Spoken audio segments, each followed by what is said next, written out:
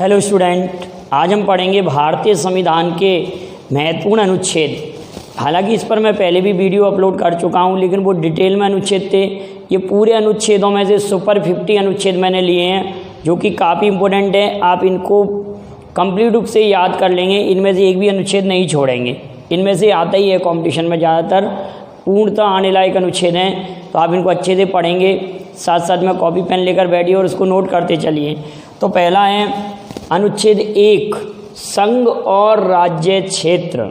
अनुच्छेद 1 में क्या वर्णित है? संघ और राज्य क्षेत्रों का वर्णन है। अनुच्छेद 14 में विधि के समक्ष समता का अधिकार है। अनुच्छेद 14 में विधि के समक्ष समता का अधिकार है।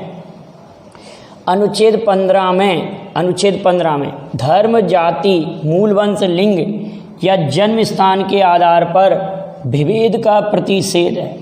क्या है?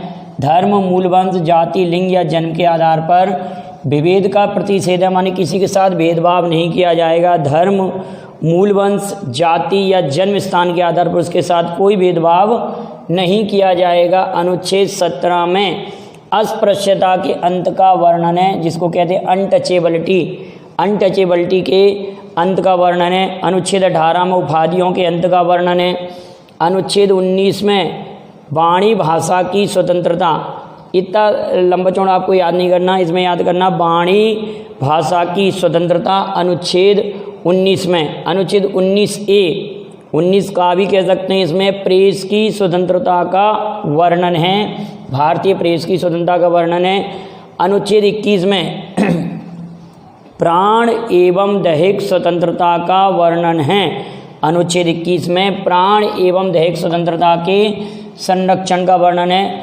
अनुच्छेद 24 में कारखानों आदि में बालकों के नियोजन का प्रतिषेध। कारखानों आदि में बालकों के नियोजन का प्रतिषेध। अनुच्छेद 24 में प्रतिषेध धर्म के क्लियर है का प्रतिषेध है। और अनुच्छेद 25 में धर्म की स्वतंत्रता का अधिकार है। ये अनुच्छेद 25 के अंतर्गत आएगा। इसमें क्या है? अनुच्छेद 24 में कारखानों आदि में बालकों के नियोजन का प्रतिषेध है। और अनुच्छेद 23 में मानव के बलाश्रम का प्रतिषेध है। अनुच्छेद 25 में धार्मिक स्वतंत्रता का अधिकार है।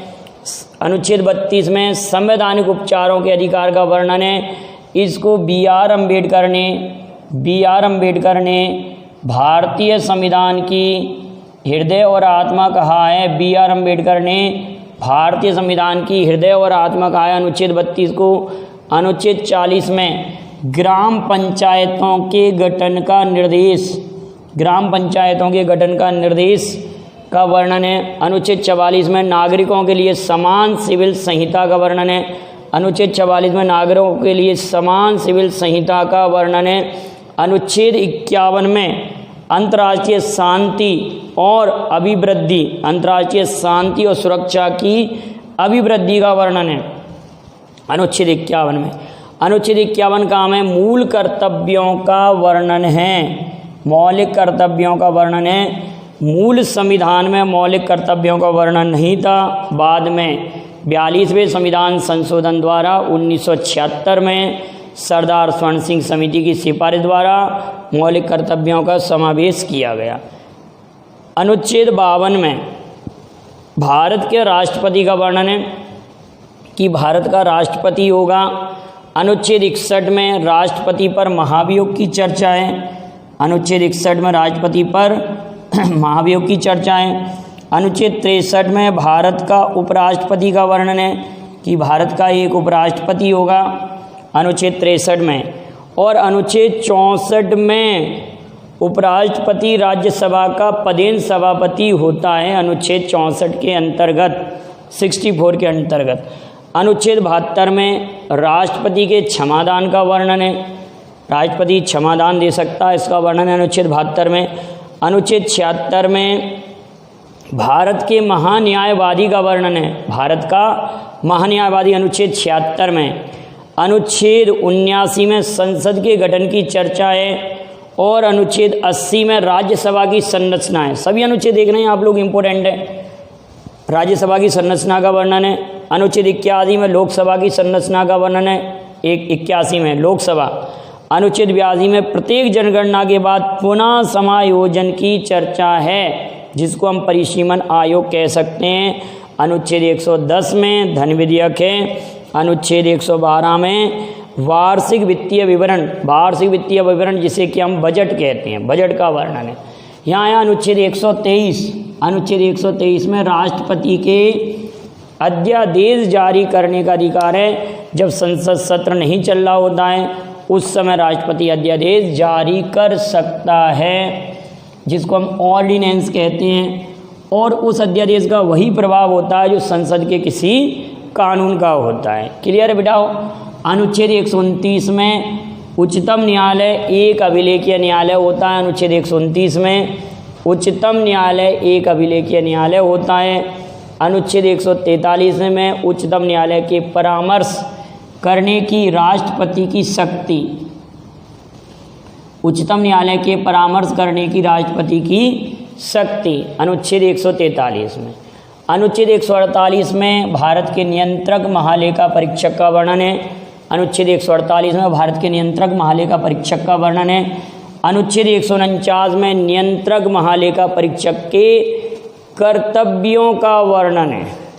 नियंत्रक महालेखा परीक्षक के कर्तव्यों का वर्णन है। अनुच्छेद 165 में राज्य के महाधिवक्ता का वर्णन है। राज्य के महाधिवक्ता का वर्णन है। अनुच्छेद 213 में जब विधानसभा सत्र नहीं चल रहा होता है, विधानसभा का विश्रांति काल होता है, तो राज्यपाल के अध्यादेश जारी करने का अधिकार होता है। अनुच्छेद 213 में। अनुच्छेद 215 में उच्चतम न्यायालयों का एक अभिलेखीय न्यायालय होता है। इसके अंतर्गत 215 के अंतर्गत उच्च न्यायालय एक अभिलेखीय न्यायालय होता है। और 149 में तो नियंत्रक महालेखा परीक्षक है। 129 में उच्चतम न्यायालय एक अभिलेखीय न्यायालय होता है। 215 और 129 में अंतर याद रखेंगे, ठीक है। 248 में अवशिष्ट शक्तियों का वर्णन है, जो कि कनाडा के संविधान से ली गई हैं अवशिष्ट मामले। अनुच्छेद 262 में अंतर्राज्यीय नदी जल विवाद का वर्णन है। 263 में अंतर्राज्यीय परिषद के संबंध का उपबंध है। अनुच्छेद 263 में। अनुच्छेद 266 में भारत और राज्यों की संचित निधियों का वर्णन है। संचित निधि 266। आकस्मिक निधि का वर्णन 267 में। 267 में आकस्मिक निधि का वर्णन है। और अनुच्छेद 280 में वित्त आयोग है। 281 में वित्त आयोग की सिफारिशों का वर्णन है। पहला वित्त आयोग 1951 में गठित हुआ था, जिसके अध्यक्ष KC नियोगी थे। वित्त आयोग का कार्यकाल 5 वर्ष का होता है। ये सब बातें आप लोगों को वित्त आयोग पर एक सेपरेट वीडियो बनाया, उसमें मैंने पढ़ाया आप लोगों को। 301 में व्यापार वाणिज्य और समागम की स्वतंत्रता है। व्यापार वाणिज्य और समागम की स्वतंत्रता है। 312 में अखिल भारतीय सेवाओं का वर्णन है, जिसके तहत राज्यसभा नई प्रकार की अखिल भारतीय सेवा गठित कर सकती है। अनुच्छेद 315 में संघ और राज्यों के लिए लोक सेवा आयोग का वर्णन है। अनुच्छेद 324 में निर्वाचन आयोग का वर्णन है। निर्वाचन आयोग का वर्णन है। अनुच्छेद 340 में पिछड़े वर्गों की दशाओं में अन्वेषण के लिए आयोग की नियुक्ति। पिछड़े वर्गों की दशाओं में अन्वेषण के लिए आयोग की नियुक्ति। अनुच्छेद 340 में पिछड़े वर्ग के लिए एक आयोग के गठन की चर्चा है। 340 में। अनुच्छेद 341 में अनुसूचित जातियों, अनुच्छेद 342 में अनुसूचित जनजातियों की परिभाषा दी गई है। अनुच्छेद 343 में संघ की राजभाषा हिंदी होगी। संघ की राजभाषा हिंदी होगी। संविधान के अनुसार हिंदी एक राजभाषा है, जिसको 14 सितंबर 1949 को मान्यता मिली हिंदी को राजभाषा। इसी कारण 14 सितंबर को राष्ट्रीय हिंदी दिवस मनाते हैं, जबकि 10 जनवरी 1975 को पहला विश्व हिंदी सम्मेलन हुआ था। इसी कारण 10 जनवरी को विश्व हिंदी दिवस मनाते हैं। अगली इंपॉर्टेंट बात आती है कि 344 में राजभाषा के संबंध में आयोग और संसद की समिति के गठित करने की चर्चा है।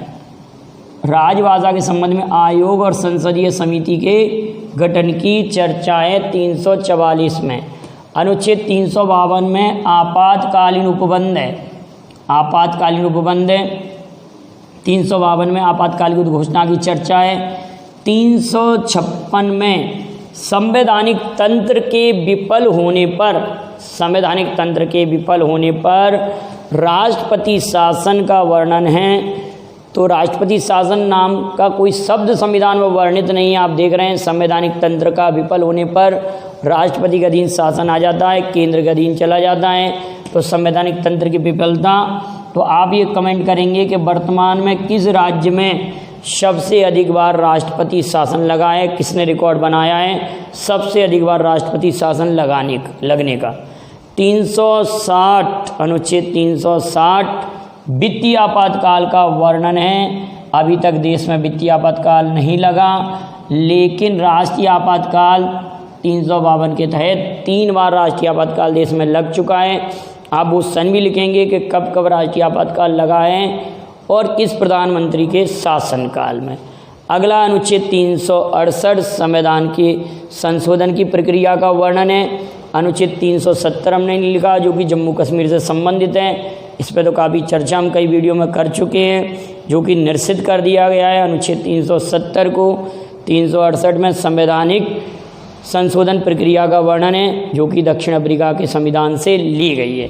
तो एक बार आप इसको देख लें, काफ़ी इम्पोर्टेंट फैक्ट थे इस वीडियो के अंतर्गत, काफ़ी मैटर इम्पोर्टेंट है। आप इसको अच्छे से नोट कर लीजिए, क्योंकि आप लगभग 10 से 15 मिनट में ये सारे अनुच्छेदों को तैयार कर सकते हैं और लगभग इन्हीं में से कंपटीशन में आते हैं। लेकिन पिछले वीडियो भी आप अच्छे से देख लें, उनको भी नोट कर लें, याद आप इनको कर लीजिए, जिससे क्या है एक्स्ट्रा फैक्ट भी उसमें मिल जाएगा।